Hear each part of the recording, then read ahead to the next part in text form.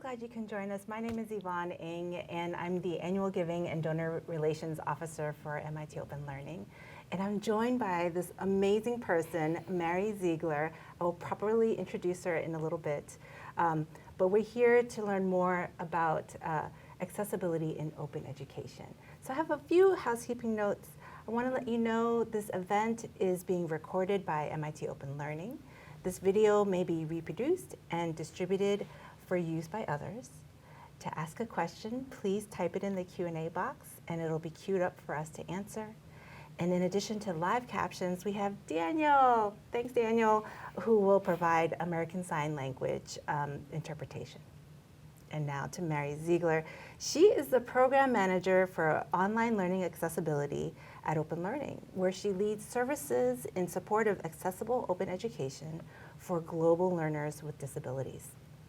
Previously, she led the MIT Information Systems and Technology Accessibility and Usability Group from 2009 to 2015, and the MIT Assistive Technology Information Center from 2005 to 2009. Throughout her career, Mary has been instrumental in leading initiatives and technology implementations designed to increase access for persons with disabilities.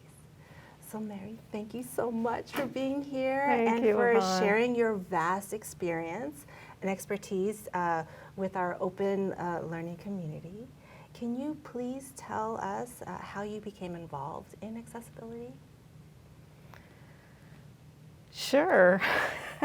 Thanks so much for inviting me. It's great to be here today with you and our community at large. Everybody's career story, I feel like, is a journey, and mine is a journey too. But I need to rewind the clock a bit to tell you where my accessibility journey started. I discovered accessibility at my first job at MIT, which was around the same time that the Americans with Disabilities Act was passed in 1990.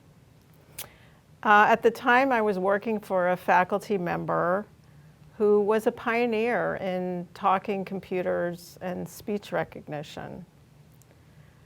And I just so happened to get an injury at the same time I was at this job. So I came down with what's called a repetitive strain injury. And I hurt my hand such that I really, for a fair number of years, couldn't type.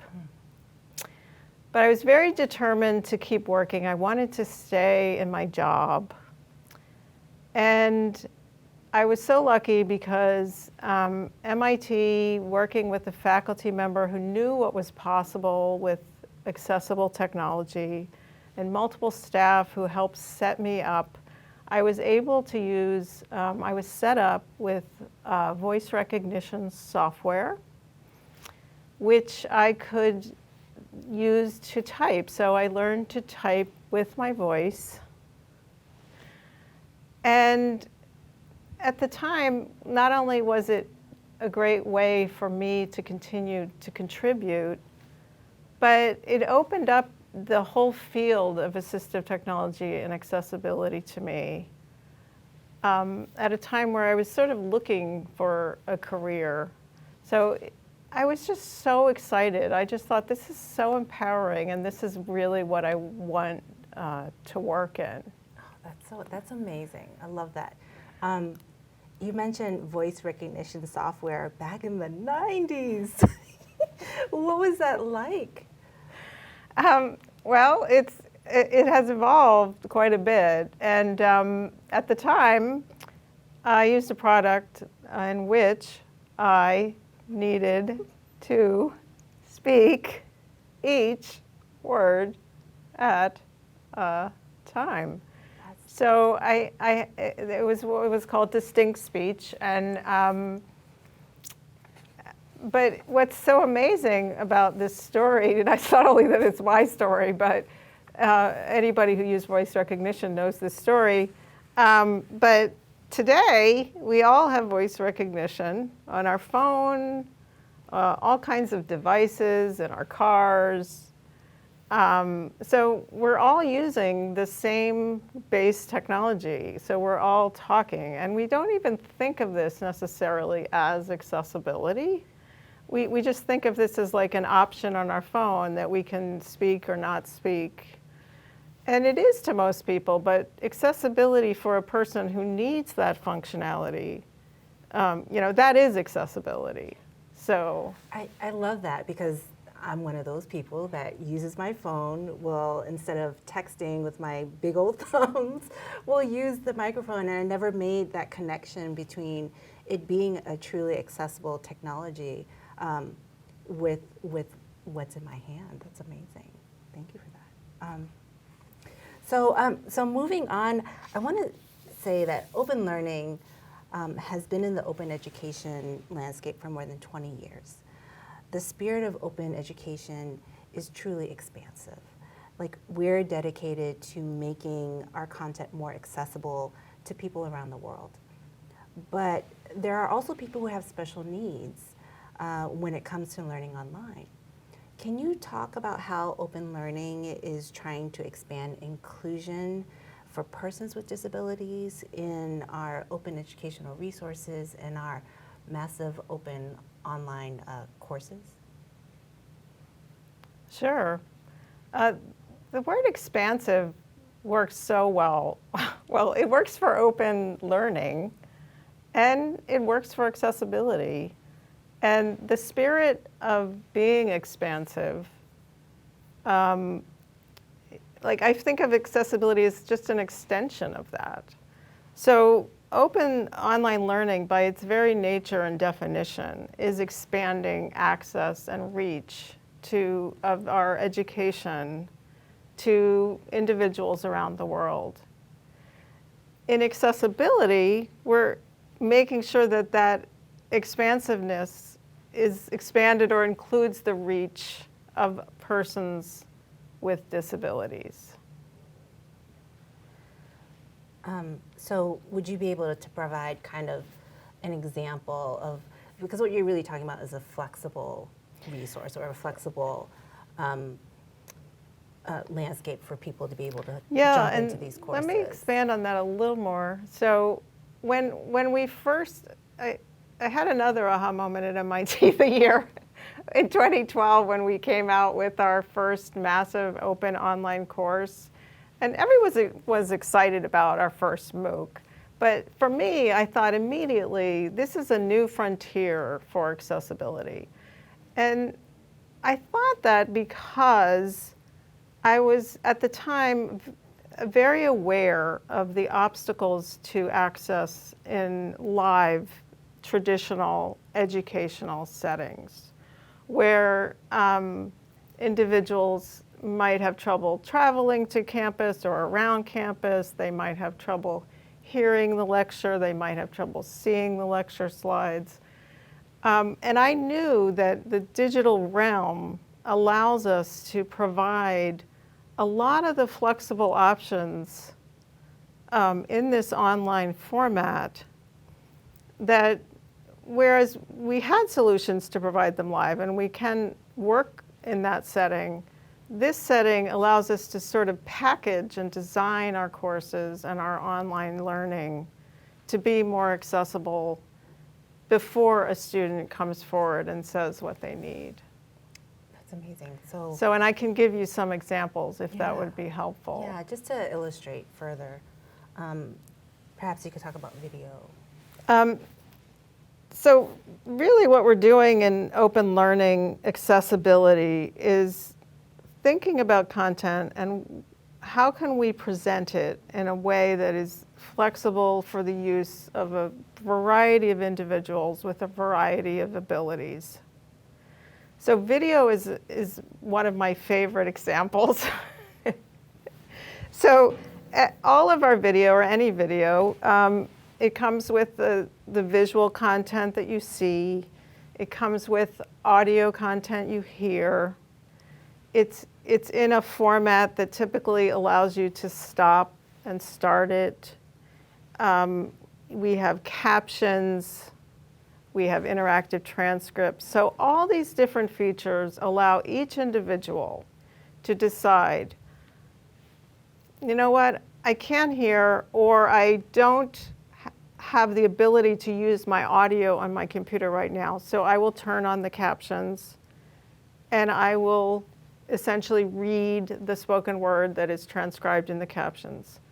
Or I could be an individual with dyslexia who really benefits from listening and reading the text simultaneously. And I can turn those two features on. I can listen and look. That's also extremely beneficial for people who have English as a foreign language or simply haven't heard the terminology before. Some of our courses have specialized words, so you could readily hear it, but you wouldn't know how to spell it if you didn't see the captions or the transcript. And the other thing a lot of people don't think about, which I love to talk about as an accessibility feature, is the ability to stop and start and pause and speed up and slow down. All these things that you really can't do in a live setting. So you can't tell your professor to stop, rewind. I need to go back. I mean, you could, but that could be disruptive. No. So this helps so many people who get distracted, especially today with our phones. You know, you get a call, you get distracted, you get a text, you miss something. And so for the learning context, honestly, that makes the lecture or the video, whatever we put in our video, more accessible. I hope that makes sense. Yeah, no, absolutely. So can you talk to us a little bit more about what's the best way for learners who need accessibility or accommodations to communicate their needs? Because it sounds like there's this whole plan. Yeah, so we do our best to plan as many of these flexible, accessible options for different content as we can, but we are well aware that people are complex and we cannot plan for every individual's needs, you know, in the context of the situation of taking our courses. So we offer a process and we invite learners to come forward and let us know that they need an accommodation in a course. And because we seem to be doing a pretty good job, because less than 1% of our learners do come forward requesting an accommodation, but that's a great thing too, because we can give them very dedicated time and attention, and we respond to them quickly and appropriately.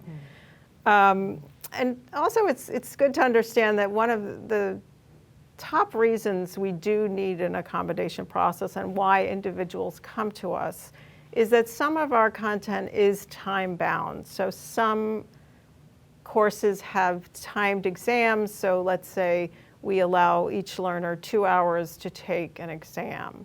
And there are quite a few individuals for a variety of reasons, be it a traditional disability or an illness or a temporary injury such as a broken arm, who come to us and say, can you grant me more time on this exam? It's good to understand also that often this is a functional need. It takes more time to type with one hand than two. So, we're giving them just a little bit more time. And I'm always pleased to hear how grateful the learners we interact with are for this tiny accommodation. It's very easy to provide, but it has a huge impact on them. One learner wrote to me that they were really dreading taking a proctored exam. But when we granted an additional 50% time, they wrote they were more secure taking the exam, and they literally said, it's really hard to explain, but I just simply want to thank you for that time. So we know that even though it seems like it's a small ask, it's a small give, but it has an impact.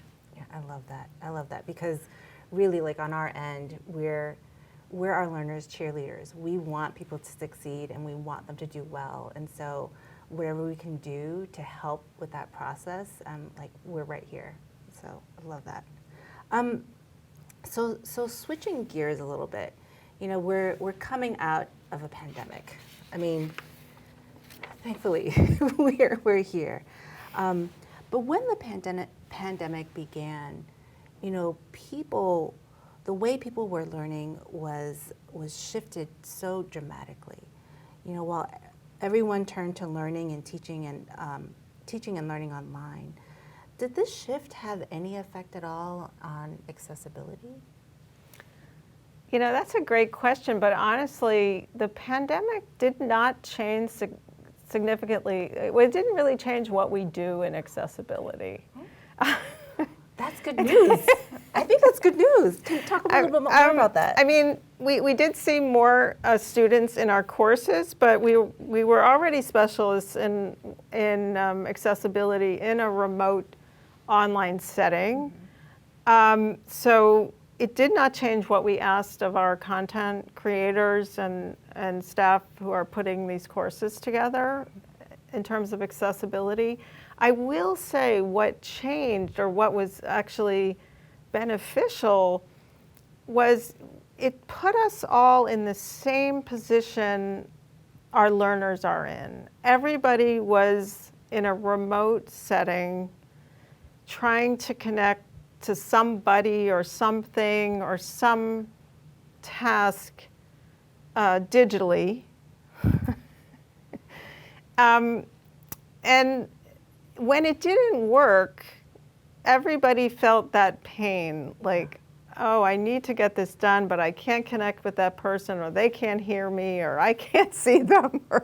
And this is all the experience that persons with disabilities have had all along. So I think it made it more tangible what we do, and it made it more understandable what the impact is when these connections fail. That's so important to hear. I think something else that is really important, as I was mentioning to you before, is that, you know, here we are, we're kind of doing the work, and for a lot of us, we don't think that it's particularly interesting. But for somebody who is not aware of kind of like all the things that need to happen behind the scenes, I would love for you to perhaps share a little bit more about the process behind making our content more accessible. What does that look like? Oh, I'm so glad you asked that. Because I know sometimes I make it sound wonderful, and if I magically do this, but it's not magic. It really takes a village. It's magic. And magic collaboration. I do not do this work alone. Open learning is a very collaborative environment, and accessibility, like many things in open learning, is a shared responsibility.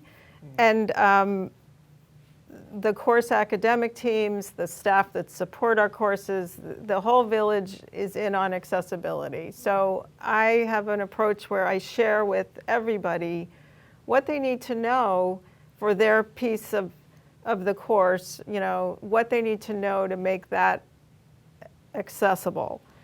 So I consider each kind of content, just like I explained with the video, but also with readings and images and math and discussion.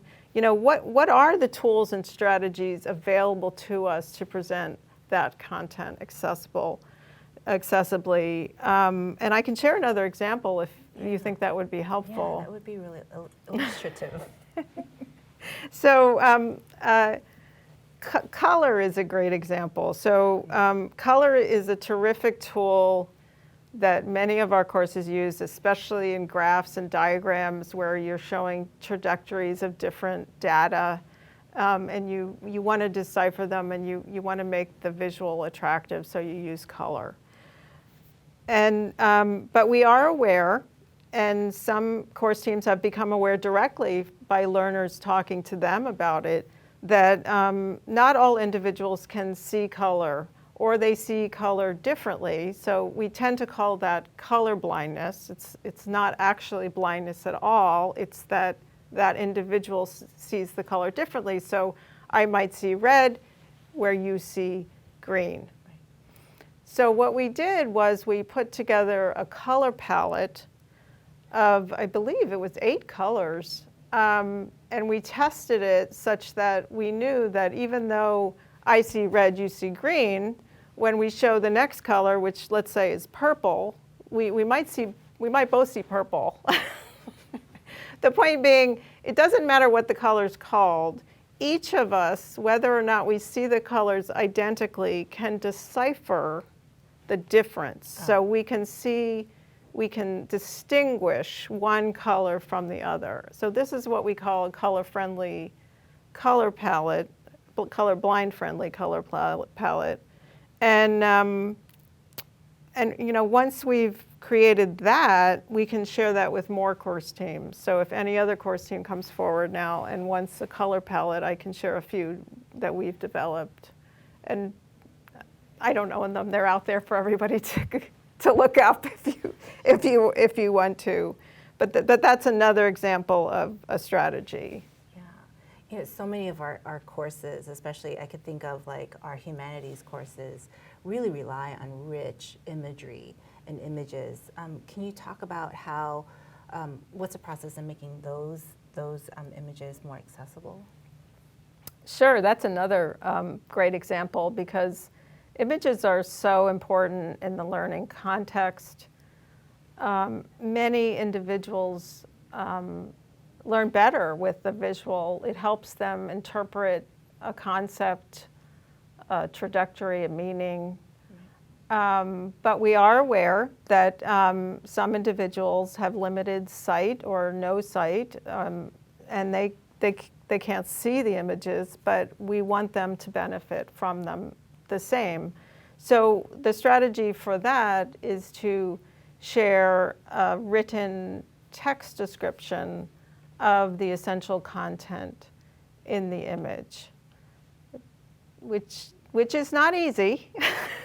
I won't belittle the difficulty, but what we do, I can't do it because I'm not a subject matter expert. So what I do is I share with our course teams a structured thought process. Is sort of like a decision tree that helps them think about why are you using this image? What are you wanting the learners to glean from looking at it? So helping them get behind, why they're using this visual, and then describing the content that a person who cannot see it needs to know. So that's what we do for images. That's amazing and delightful. So this is gonna be my last question to you, but you have such an extensive career rather. Where do you see the field of accessibility heading? Well, that's a big question. I think we follow two things. We follow very closely new trends in technology, and we follow the people that need to use them. So I am an avid follower of new technologies myself. So I'm particularly interested in the gaming community, which in the past 5 years or so has made really leaps and bounds in accessibility. There's a big audience of disabled gamers, and they're also developers. And they also are talking to the manufacturers of these games, and some of them are children, and sometimes there's situations where a child has a friend who has a disability and they want to play the same game together. So this is also very much a bridge for connecting people. And the gaming community has worked hard on making games more accessible to the deaf, to the visually impaired, and especially also to mobility impairments. The major manufacturers have controllers now that are not the traditional controllers, so they're not limited to certain movements. And so I watch that because that is going to move over into education at some point. It's already there. We're already thinking about how we can gamify our learning. Right, right. So accessibility sometimes has innovations that are standalone, but they tend not to fly. What really flies is the integration of, just like I was talking about our courses, like the integration of accessibility within whatever we're developing. I mean, another great example of that is virtual and extended reality. There are people at the World Wide Web Consortium right now working on guidelines for virtual reality accessibility. That's amazing. So the World Wide Web Consortium is also in the business of staying on the cutting edge of what technology is coming and what guidelines do we need to provide, not just for accessibility, but also standardization and just making sure it works for people on the web. So we're following the same trends everybody else is. And I don't ever make an assumption that we're going to limit ourselves to any more than any of us are. That's excellent. I'm glad like you're staying on top of all that. And so I'd love to just open this up to any of you who are joining us today. If you have a question you'd like to ask Mary, please drop it into the Q&A box. We did have a pre-submitted question, two actually, one from Derek, who asks, do you know of any software tools for detecting images and other media with elements that may not be distinguishable for people who experience color blindness? Wow, color blindness. I already talked a little bit You about did. that. There are tools on the web. You can look them up. They're called color simulators or color contrast checking tools. Even though they're called color contrast checking tools, they often have color blindness settings. So what they do is they'll take some of them work on web pages, some work just on PDFs and graphical files. So they basically will simulate what the page looks like to a person who has different, and there's various kinds of color vision deficiency is the technical term for color blindness. And they will simulate what a color blind individual will see, so you can readily tell what sort of falls out visually. I hope that answers the question. I think it does. We also have another question from Vinod. Are there any accessible tools to support STEM learning for young students? And this is related to his question of, when considering the accessibility needs of young learners, is the approach different than for adults? That's a wonderful question. There are academic efforts I happen to know right now working on making STEM simulations that are targeted at kindergarten through 12 education that are accessible out of, I want to say the University of Colorado, but I think I'd have to look that up. There are a lot of efforts being done in K through 12. I'm not as familiar with them because I focus on higher education, but there is a strong focus on helping children because we're very much aware in higher education that we're at the end of that pipeline. So the more support students with disabilities get in K through 12, the more likely they are to make it to higher education. So the tools are out there, and there's a lot of individuals looking at this. The community of individuals working in accessibility. I mean, I talked about the beginning of my career. I am so impressed and pleased to see the number of people going into accessibility right now. The number of opportunities in accessibility in every industry is it's just a booming field right now, and it's very heartening for me to see that. We love that. We love that because the more people that enter this field, the better quality I think the content can be and the more accessible it is for all learners, right? We have a question from Jace who wants to know, what about accessibility that involves technology people have access to in order to complete a course?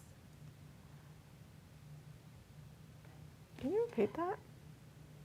You know what, let me pivot because Jace also asked, what do you say to faculty members who push back on the amount of time it may take to develop an accessible course? I see.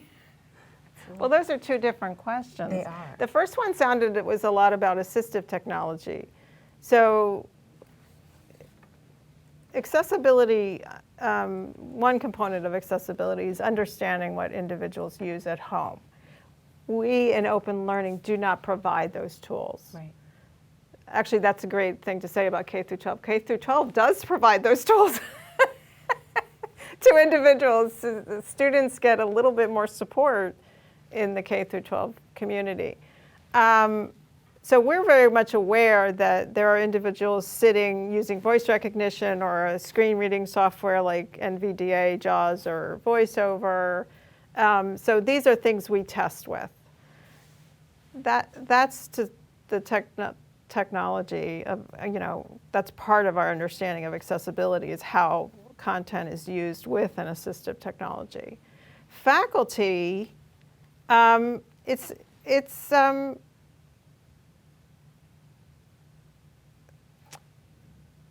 not, if we're doing our job well, right. no, I can do it. If we're doing our job well, faculty shouldn't have too much to do. A lot of accessibility is built into the development of the platforms we use, so the learning management systems. I personally don't work on that, so I didn't speak to that as part of my role. Okay. But there are individuals that work on the development of our, web-based learning systems. Okay. And if they're accessible and we build in all the supports, then faculty shouldn't have too much. Now, I did talk about image description, and that is a realm which does require an academic.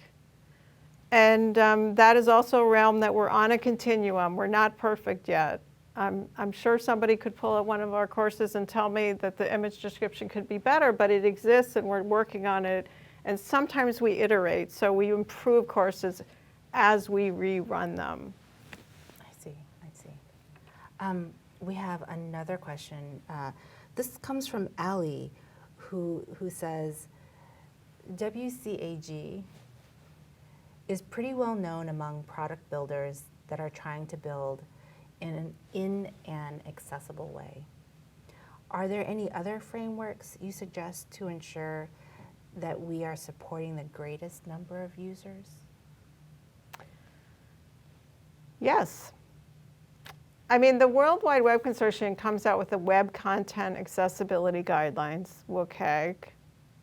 That's the jargon.